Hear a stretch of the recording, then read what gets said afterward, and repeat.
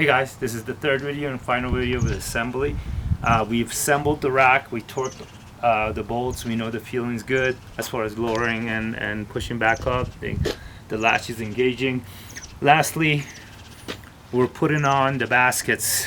Just a quick note on the baskets, the way the strapping works, you should get one of the baskets that's already strapped, just follow that direction.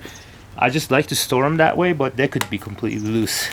And after a while, that's what happens to mine because I just don't put them back on. But you basically just weave them from the top, in, up, in, and out. And you leave enough room here to be able to capture them from there. That space is also allows to go over your rim without the metal touching if you have carbon wheels or anything like that. So you start with the first basket.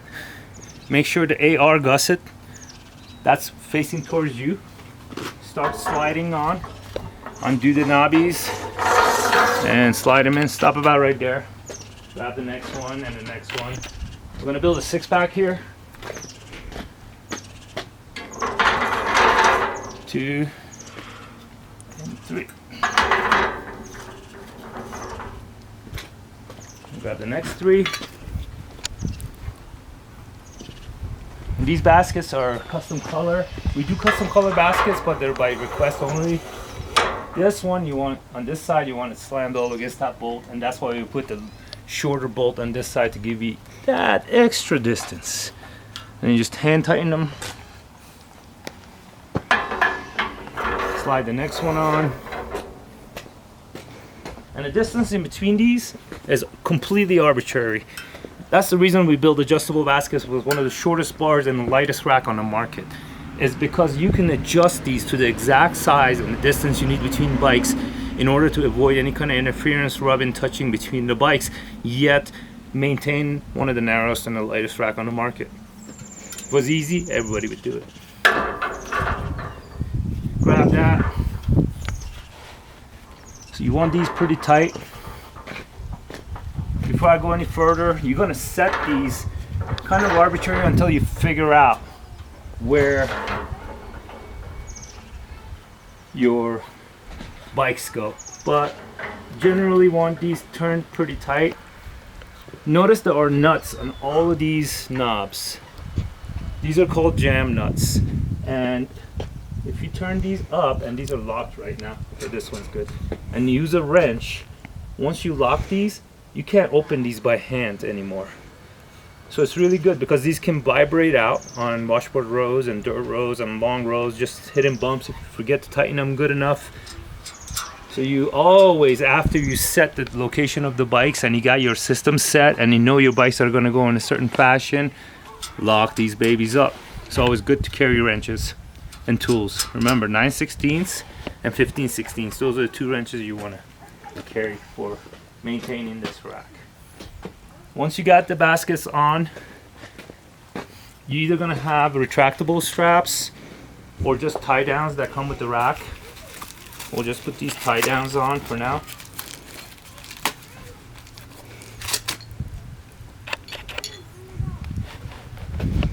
There's thread ends on here that these basically go into. Go all the way in and then turn one back. This how you want it. You want to have it that play, because if you crank this and then strap it down, it's gonna seize in there. So you don't want that. You want these loose. These are counterweights, so they're not gonna fall off or roll out. They got nylocks on them as well. Same thing on this side. Yeah, somebody's having fun. That's basically your structure set up. Next is how we load bikes. So the loading of the bikes is from right to left. It's opposite of all the other verticals. It's driver-centric for a reason. The last bike you load, you're going to be on the left, closest to your driver's side door. The first bike you take off, you're going to be the first bike you get to as a driver. So again, it's a shuttle driver, driver-centric, because usually the driver is the one doing the unloading and loading. So I'm going to slam this out, and you can take these all the way out, right against the tie down if you wanted to. I'm going to get this pretty far out, unstrap. It's easier to lower the rack to load. So the orange pin comes out. Great way to store this orange pin, right here on your tie down.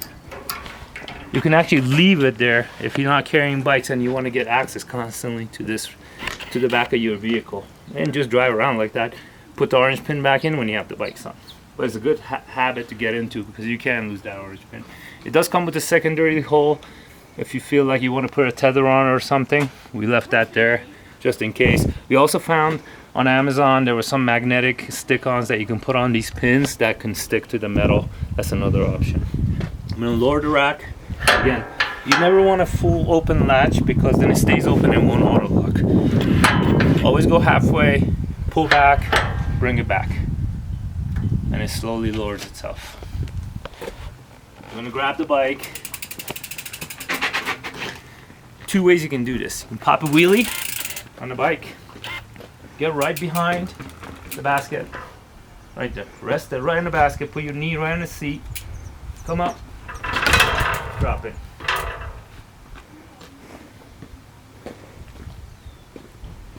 It's easier to strap from this side, both of them. We actually don't have a lower strap. Let me grab that.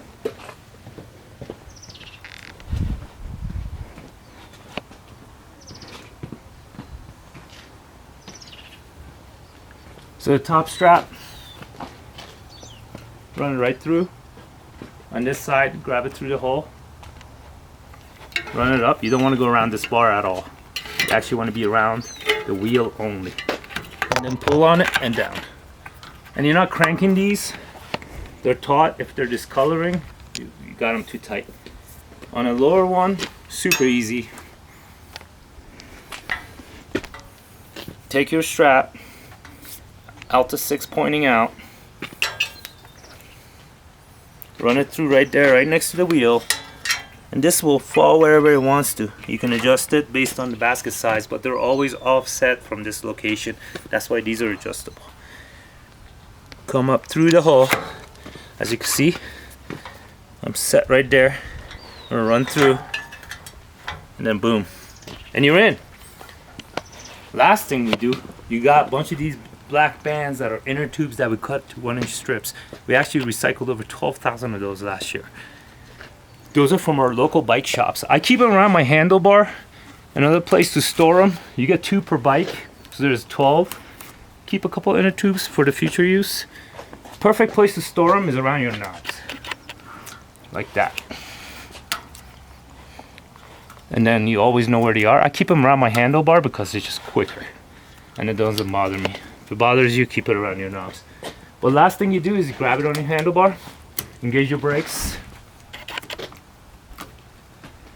What that does a couple of things. One, it freezes the hub and the brakes in place. What it does, it allows the flow of energy when the vibration and everything comes up from the vehicle to go right back into your receiver, giving you one of the smoothest rides, making the least effect on the vehicle suspension, especially when you got 6-7 bikes on, because that's a lot of weight and it could create sway.